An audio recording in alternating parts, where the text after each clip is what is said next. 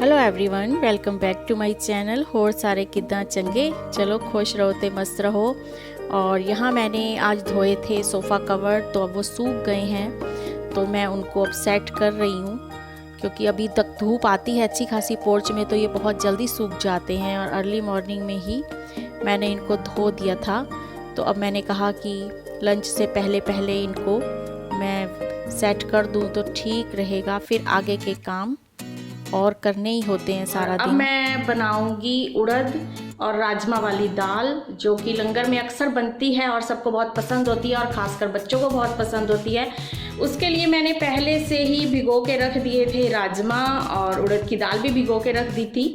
भिगोने का कारण ये है कि वो काफ़ी अच्छे तरीके से गल जाती है और मिक्स हो जाती है, और वो ढाबा स्टाइल में भी बन जाती है। और वो बड़ों की तो है ही है, साथ में बच्चों की बहुत ज़्यादा फेवरेट दाल होती है।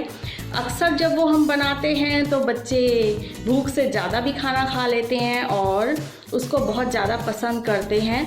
तो आज मैं काफ़ी टाइम बाद बनाने वाली हूँ राजमा और उड़द की दाल, और अब मैं उसकी तैयारी करती हूँ। दाल को बनाने के लिए सबसे पहले मैं कुकर में ऑयल डालूँगी। ऑयल कोई भी हो सकता है, देसी घी भी हो सकता है। और अब इसमें मैं थोड़े से 2-3 लौंग, काली मिर्च और 1 लाल मिर्च डाल के और जीरा हींग डाल के चटका लूँगी। और थोड़ी सी अदरक लहसुन की आधा चम्मच पेस्ट डालूँगी। और फिर मैं डालूँगी इसमें 3-4 चम्मच पेस्ट प्याज की, और उसके बाद नमक डाल के थोड़ा सा इसको भून लूँगी। और उसके बाद डाल दूँगी मैं 2 टमाटर की प्यूरी। इससे इसका टेस्ट बहुत ही बढ़िया आ जाता है। और इसको कम से कम मीडियम फ्लेम पर 5 मिनट के लिए मैं भून लूँगी। जब ये भुन जाएंगे तो और मसाले डालूँगी, जैसे कि हल्दी, और फिर साथ में लाल मिर्च, धनिया पाउडर, थोड़ा सा सीक्रेट मसाला। इनको डाल के भी थोड़ा सा भून लूँगी ताकि हल्दी अच्छे तरीके से भुन जाए। और जो मैंने भिगो के राजमा और उड़द की दाल रखी थी उसको डाल दूँगी, और काफ़ी सारा पानी इसमें डालकर इसको उबलने के लिए अब मैं रख दूँगी। आप अपने हिसाब से इनको विसिल्स लगवा सकते हैं। और इसके साथ ही मैं अब चावल भिगो के रख दूँगी, क्योंकि मेरे हरी पत्ती वाले चावल हैं, वो कम से कम आधा घंटा भिगो के रखती हूँ, तभी बहुत अच्छे चावल बनते हैं और बहुत लंबे और खिले हुए चावल बनते हैं। उसका टेस्ट बहुत ही अच्छा होता है। हर ब्रांड के चावल जो होते हैं वो अलग होते हैं, अलग ही पानी और अलग टाइम लेते हैं। और इधर मेरी काफ़ी विसिल लग गई हैं, तो जब प्रेशर रिलीज़ हुआ तो मैंने कुकर खोल के देखा तो दाल लगभग मेरी तैयार थी। और इधर अब मैंने चावल चढ़ा दिए हैं, उसमें डाला है मक्खन और जीरा। ये मेरे फेवरेट सिंपल सा चावल हैं। इनको आप बिना सब्जी के भी खा सकते हैं, बहुत ही खुशबूदार चावल बनते हैं।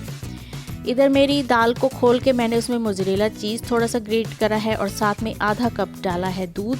और इसको मैं 10 मिनट के लिए स्लो फ्लेम पर उबलने के लिए रख दूँगी, जिससे कि इसका स्टाइल बिल्कुल ढाबा स्टाइल आ जाएगा और बहुत अच्छी ये बनकर तैयार हो जाती है। घर में ऐसे बनाने से बहुत प्योर बनती है और लाजवाब इसका टेस्ट होता है। और अब इसमें मैं डालूँगी थोड़ा सा चाट मसाला, थोड़ा सा भुना हुआ जीरा, थोड़ा सा गरम मसाला, और बस हमारी दाल हो गई तैयार, खाने वाली, बहुत ही टेस्टी। आप इसको लंगर वाली दाल भी कह सकते हैं, आप इसको ढाबा स्टाइल दाल भी कह सकते हैं।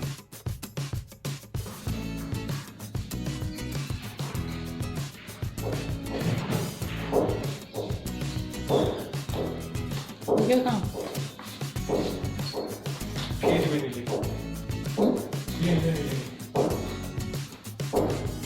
मेडिकल लगा के क्या नाम तो मेरा उनका बेटा मेरा क्लास में नाम तो सुन रहा हाँ कौन टेस्ट करना पड़ता है तो लगा कहते अच्छा अपने बाबू को जान दे उन्होंने ठीक है कल ली फिर उन्होंने वापस कर दी।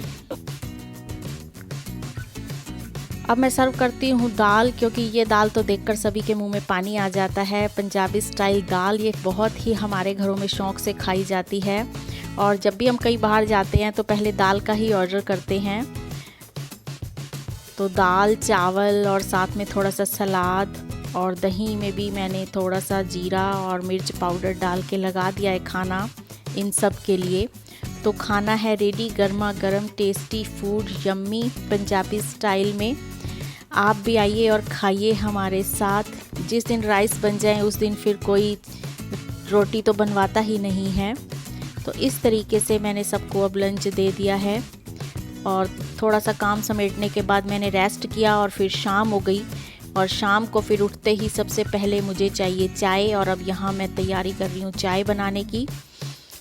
चाय मेरी बन चुकी है और चाय पीने के बाद ही मैं आगे का काम स्टार्ट करूँगी, क्योंकि चाय तो मैं पी लेती हूँ, बाकी दूसरे नहीं पीते, तो उनके लिए फिर इवनिंग स्नैक्स कुछ और ही बनाना पड़ता।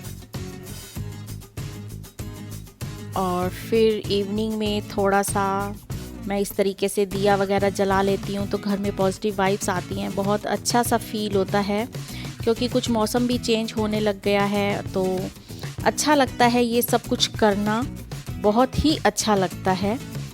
और इसके बाद अब मैं स्टार्ट करूँगी बच्चों के लिए। आज मैं बनाऊँगी वेज सैंडविच। उसके लिए चॉप किया है मैंने टमाटर, खीरा और कुछ बॉयल किए हैं मैंने स्वीट कॉर्न, और साथ में मैं डालूँगी चॉप करे हुए कुछ प्याज, और उसमें अब मैं ऐड करूँगी मेयोनीज़। जितनी ज़रूरत हो उतनी हम डाल सकते हैं, कोई कम खाता है कोई ज़्यादा खाता है। और साथ में मैं डालूँगी अब ब्लैक पेपर और थोड़ा सा साल्ट स्वाद अनुसार। और आज मैं बनाऊँगी बच्चों के लिए एक ही चीज़ से 2 वैरायटी के वेज सैंडविच। बच्चों के साथ साथ बच्चों के पापा भी खाएंगे। और पहले ब्रेड पीस पर मैंने लगाई है टोमेटो केचप, और इस पे अब मैं डालूँगी जो ये स्टफिंग मैंने तैयार करी है, और फिर इसके ऊपर मैं एक ब्रेड स्लाइस रख दूँगी और उसको हल्का सा पुश करके तवे पर सेक लूँगी। तवे पर लगाया है मैंने देसी घी, और अब स्लो फ्लेम पर, तो बस इस तरीके से अब मैं सारे सेकती जाऊंगी और देती जाऊंगी। हल्का हल्का देसी घी लगाने से ये बहुत क्रिस्पी हो जाते हैं, जो खाने में बहुत टेस्टी लगते हैं। इनको स्लो फ्लेम पर ही बनाना चाहिए, तभी इसका टेस्ट आता है।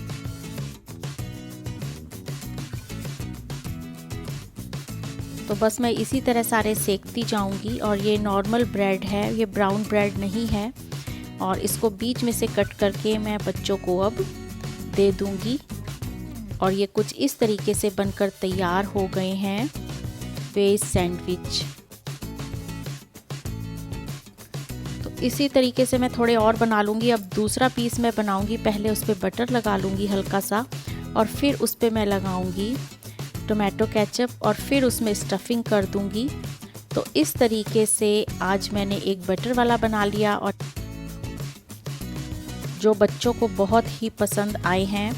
तो कभी आप भी ट्राई कीजिए, जो बहुत ही जल्दी बन जाते हैं, और सब्जियां भी सब बीच में डल जाती हैं। इसमें आप अगर शिमला मिर्च भी डालना चाहें तो डल सकती हैं।